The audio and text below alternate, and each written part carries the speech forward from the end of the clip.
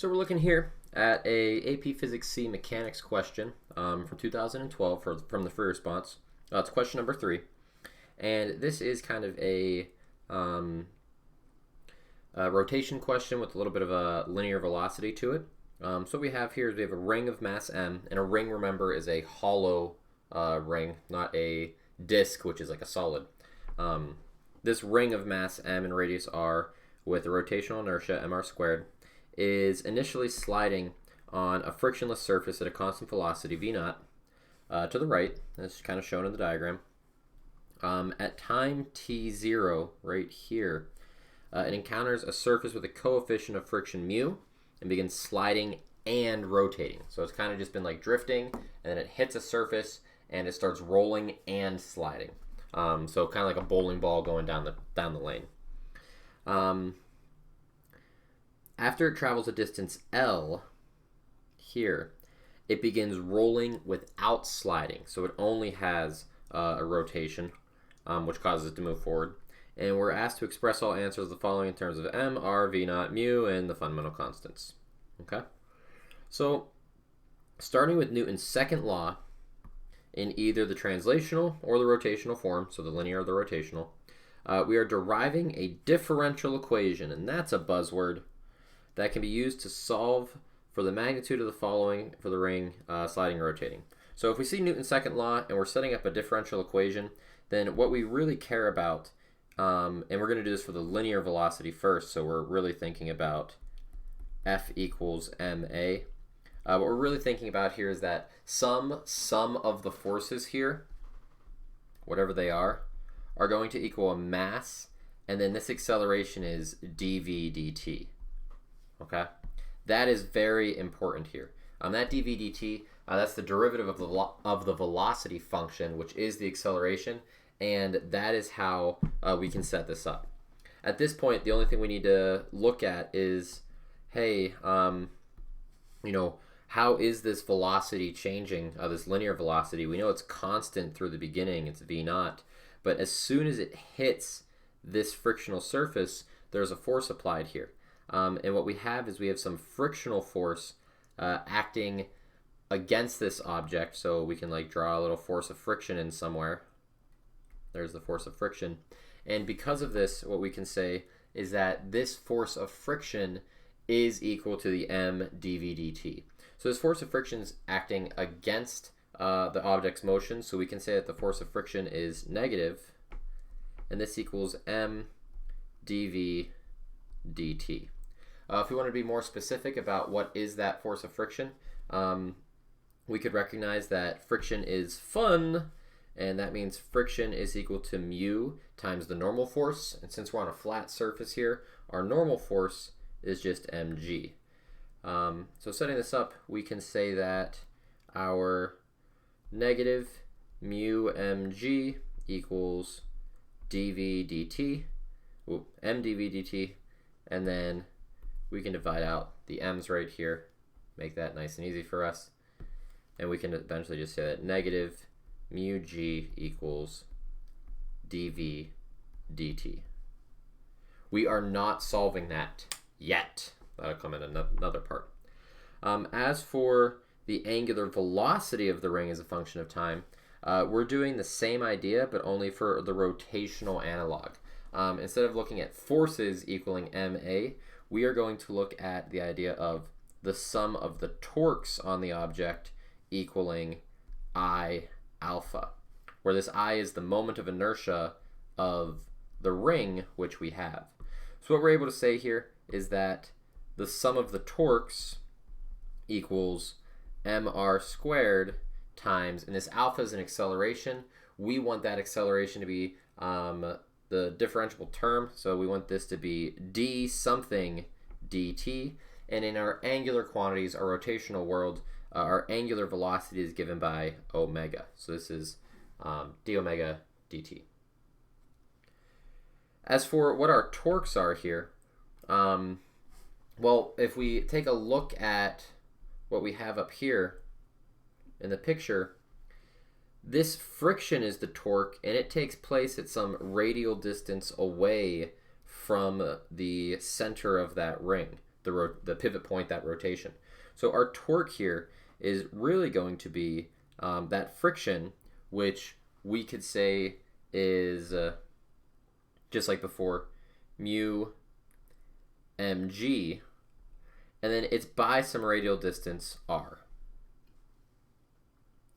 This would equal mr squared d omega dt. A little bit of algebra here. The m for the mass of the ring and the m for the mass of the ring are the same, despite me writing them different. That's a faux pas on me. And one of these r's goes away as well. So what we quickly find is that mu g over r is going to equal d omega dt. Okay, so nothing too crazy there. I'm just setting this up twice. Okay, and it is really just some of the forces, some of the torques that takes us to that. Okay, we also, for our torques here, we didn't have to worry about the sine component. Some of you might remember that torque is equal to r cross F. We didn't have to worry about that sine component because this force of friction is 90 degrees to this moment arm. And since they're 90 degrees there, we don't have to worry about that. The sine of 90 is just 1. In part B, we're asked to derive an expression for the magnitude of the following as the ring is sliding and rotating. So what's the linear velocity v as a function of time?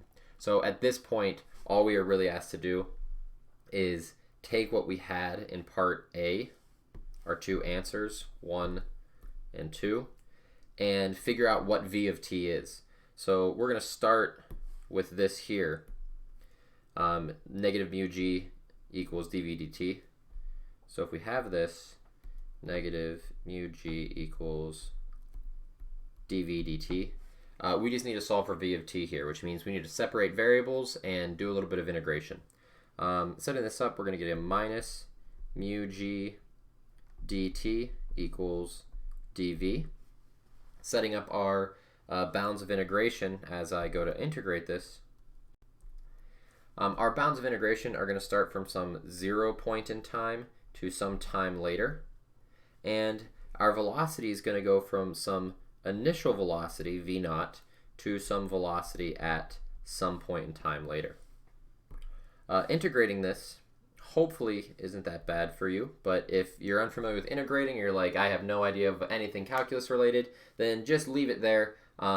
You've set up the integral and you've got one of the 2 points for this problem. Well done. Even if you have a really weird function in part A, then just throw it there and then walk away from it. Doing this though, we get minus mu g t, and that's really t minus 0, upper minus lower, but we're not worried about that lower bound because it's a 0. And this is going to equal, on the other side, just v bounded from the upper and the lower. And putting those uppers and lowers in, we're going to get v of t minus v naught. So what we can quickly do here is just add the v naught over to the other side, and we can get our answer of v of t equaling v naught minus mu g t. A nice linear function. For the angular velocity of the ring as a function of time, we're doing the same deal, except we have a slightly different equation. We've got this right here. So mu g over r equals d omega dt. So mu g over r equals d omega dt. It's the same thing here when we separate variables. I'm going to move the dt over to the other side, and there are no time terms over there. So everything else is a constant and can be pulled outside of our bounds of integration. So when I write this, it'll be mu g over r dt equals d omega. And when I integrate this, I'm going from 0 to t, from some initial point in time of 0 to some time later t, to some initial value and a final value here for our angular quantities. For our angular quantities, we have to be a little careful here. Initially, as this is moving, it is not rotating. So our initial angular velocity is actually 0 here. It's not rotating. Our final angular velocity will be some omega t, whatever that is.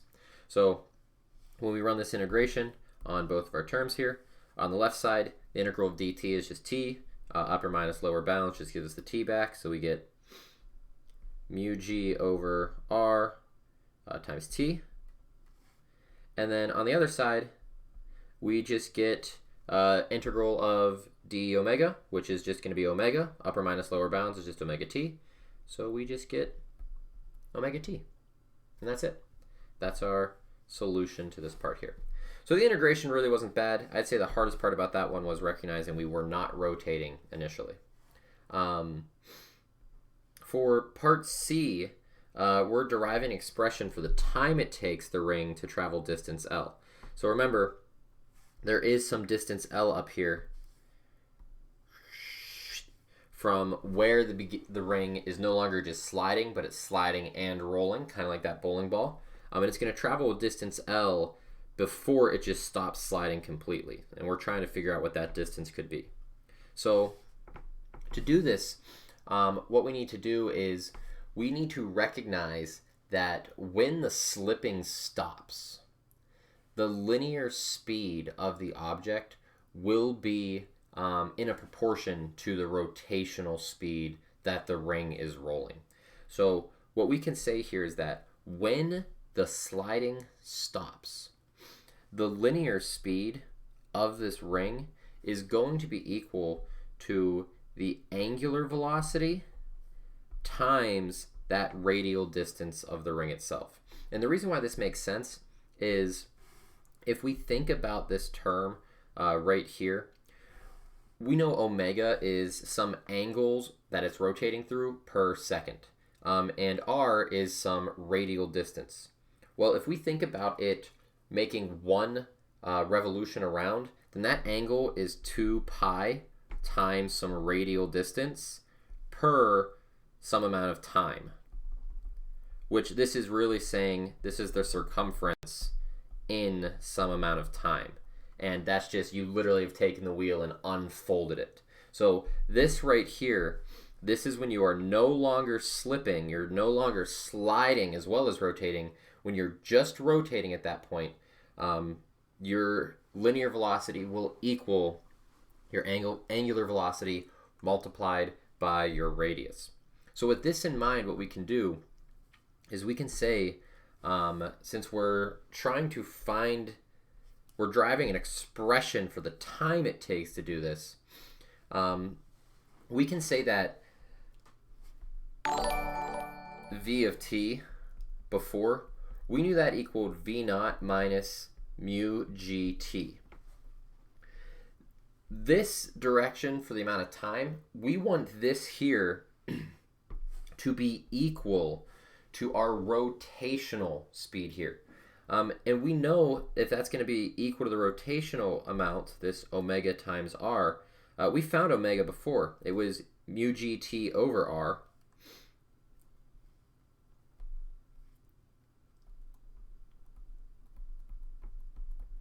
And then we just need to multiply that by r, because that's going to give us essentially that our velocity equals an angular velocity times some radius. When we do this, we see the r's go away. And then playing with a little bit of math here, we may note that this mu gt is the same on both sides. So what we can quickly do is say that, how do I want to solve this? I want to solve this for t, right? I can say that v naught equals 2 mu gt by moving this over and comboing it. And then I can divide by 2 mu g on each side to solve for t. So we quickly find that the time it takes to do this is going to equal v naught over 2 mu g. And that's our setup there. The big thing to take us to that, though, was this idea that the linear velocity equals that angular velocity times that radial component. That's just a conversion between linear and angular values. Okay. In part D, we're deriving an expression for the magnitude of the velocity of the ring immediately after it has traveled the distance L. So in D here,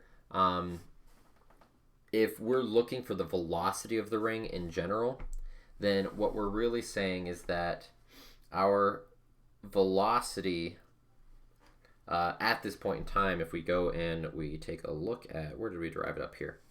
This is our velocity equation as a function of time from part B1. We now know a time that we have down here. So we can just combo these together. We can say that v of t is going to be equal to v naught minus mu g t, if I was correct.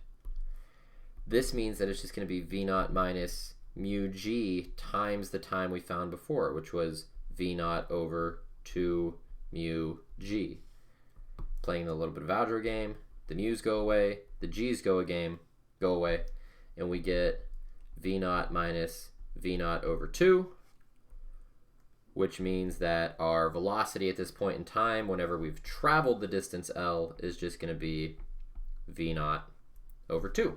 So nothing too crazy there, just comboing some things together. And last but not least, we need to derive an expression for the distance L itself. Oh, it seems like this problem will never end. This one's a little bit more challenging as a question in part E, because we can't just say, oh, we know an initial velocity, we know a final velocity, we're set there. We may want to think about things in terms of how the object is slowing down. So there are two ways to do this. We can set up an integral of the velocity itself as a function of time, and then integrate it over the time we know it takes. So we know that from here to here, some point 0 to the point L, our object is moving and it's lowering its speed, so it's slowing its actual linear position. But we know how long it takes to get here. We know this time is equal to v naught over 2 mu g.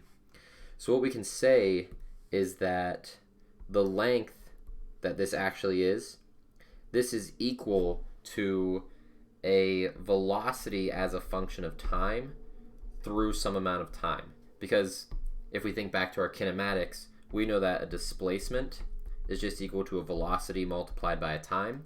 If our velocity is changing, which it is, we just need to integrate this through our time. And luckily we know what that time is. It goes from a time of 0 to a very strange time at the end of this v naught over 2 mu g. Which is a kind of weird bound, but it's our bound that we have. Luckily for us as well, we also know what this velocity v of t is. So we can write this integral from 0 to v naught over 2 mu g of v of t, which is v naught minus mu g t dt. This isn't actually that bad of an integral, what we're looking at here. The dt applies to both terms. So what we're going to have here is we're going to have v naught times t minus mu g t squared, because we've increased that exponent by 1. We need to make sure we divide by 2. And our bounds for this are going to be from the v naught over 2 mu g to 0. We're not really worried about that 0 bound at the bottom, because when we subtract 0 and it gets plugged in for the t and the t, we're not going to get anything there. So we only need to dump this upper bound in for t and the t squared. So when we do this, we're going to get v naught times t, which is v naught over 2 mu g, minus mu g over 2 times t squared, which is going to be v naught squared over 4, because that's 2 squared, mu squared g squared. And let's see what we get out of this.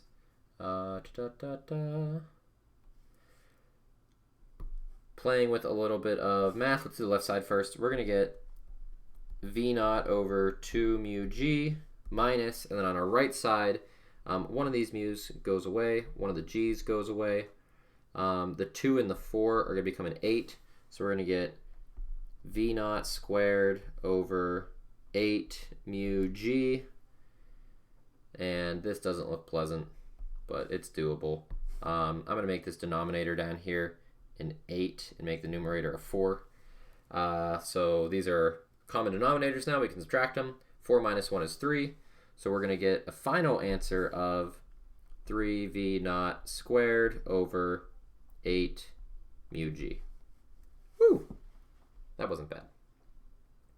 If we wanted to, we could have done some kinematics here and used the acceleration that we found way up top as minus mu g. You could have done it that way. This way works just as well, and if you were given a very strange esoteric function, you could still do it that way, or the way that we've done it here. So there we go. But yeah, that's it. That's a combination of linear and rotational kinematics. Remember, we're starting from F equals ma and pretty much rolling it from there. Recognizing that linear velocities, when we don't have any more slipping, are equal to angular velocities multiplied by that radial distance, and then just understanding what the problem's asking is a big thing. So with that, free response from 2012 for the mechanics. Question number 3 is finished. Take it easy, everybody. Have a good one.